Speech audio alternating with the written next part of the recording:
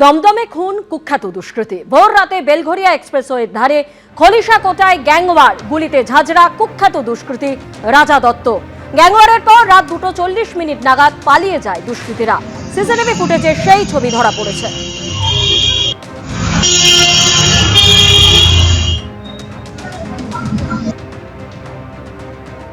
তিনটি মোটর বাইকে পালিয়ে যাবার ছবি বন্দি সিসিটিভিতে, এবং যেমনটা পুলিশ সূত্রে জানা যাচ্ছে যে ভোর রাতে বেলঘরিয়া এক্সপ্রেসওয়ের ধারে খলিশাকোটায় গ্যাংওয়ার হয় এবং গুলিতে ঝাঁঝরা হয়ে যায় কুখ্যাত দুষ্কৃতী রাজা দত্ত।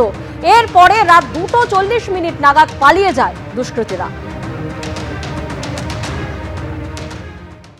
ঘটনাস্থল থেকে আনুমানিক 500 মিটার দূরত্বে আমরা যে জায়গায় দাঁড়িয়ে রয়েছি, সেই জায়গায় ইতিমধ্যে স্থানীয়দের তরফ থেকে আলাদাভাবে ঘিরে রাখা হয়েছে। তার কারণ এখানে রক্তের দাগ এবং দুটি জুতো এখানে দেখা যাচ্ছে, বা একজোড়া জুতো দেখা যাচ্ছে।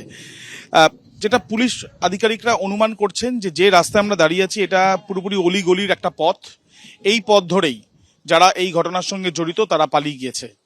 এই যে বেলঘরিয়া এক্সপ্রেসওয়ের পাশে দুষ্কৃতীদের মধ্যে যে গ্যাংওয়ার এবং সেখানে একজনের মৃত্যু, যার বিরুদ্ধেও একাধিক খুন থেকে আরম্ভ করে তোলাবাজির অভিযোগ রয়েছে, তার সঙ্গে যাদের এই শত্রুতা, যার জেরে এই ঘটনা, তারপরে অভিযুক্তরা এই পথ ধরেই বাইকে করে পালিয়ে গিয়েছে বলে অনুমান করা হচ্ছে।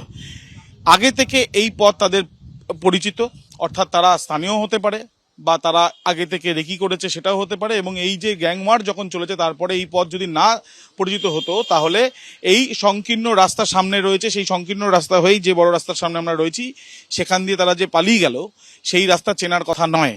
তাই এই বিষয়গুলো খতিয়ে দেখা হচ্ছে, স্থানীয় সিসি ক্যামেরার ফুটেজও খতিয়ে দেখা হচ্ছে। ইতিমধ্যে আমরা দেখছি ঘিরে রাখা হয়েছে এলাকাতেও। সকাল থেকে এই ছবি দেখে কিন্তু তারা চাঞ্চল্যের পরিস্থিতি তৈরি হয়েছে। সিসি ক্যামেরার ফুটেজ থেকে যেটুকু তদন্তকারীরা জানতে পাচ্ছেন যে রাত্রি 2:40 নাগাদ এই পথ ধরেই অভিযুক্তরা পালানোর চেষ্টা করে বা পালিয়ে যায়।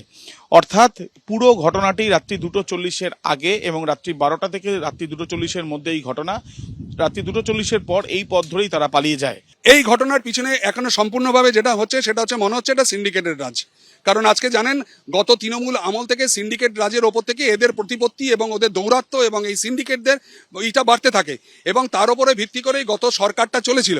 রাজ যখন বন্ধ হওয়ার উদ্দেশ্য হচ্ছে তখন দেখা যাচ্ছে যে এরা বিভিন্ন জায়গায় ছুটে বেড়াচ্ছে। যে সিন্ডিকেট রাজ ধীরে ধীরে যখন চতুর্দিক থেকে বন্ধ হওয়ার চেষ্টা করছে, তারা ছুটে বেড়াচ্ছে কে কোন এরিয়া দখল করবে, কে কোন এরিয়া থেকে কত ব্যবসা করতে পারবে। এটাও কি এলাকা দখল আর সিন্ডিকেট রাজেরই ফল বলছেন? এটাই এলাকা দখল এবং সিন্ডিকেট রাজের ফল। এটা আমাদের রাজা দত্তের কি তার বিরুদ্ধে একাধিক অভিযোগ তো এর আগে ছিল? একাধিক অভিযোগ এনার বিরুদ্ধে ছিল, দীর্ঘদিন ধরে এনার বিরুদ্ধে অভিযোগ রয়েছে। ক্যামেরায় সন্দীপ সাধুকার সাথে আবির দত্ত, এবিপি আনন্দ। এবিপি আনন্দ, এগিয়ে থাকে, এগিয়ে রাখে।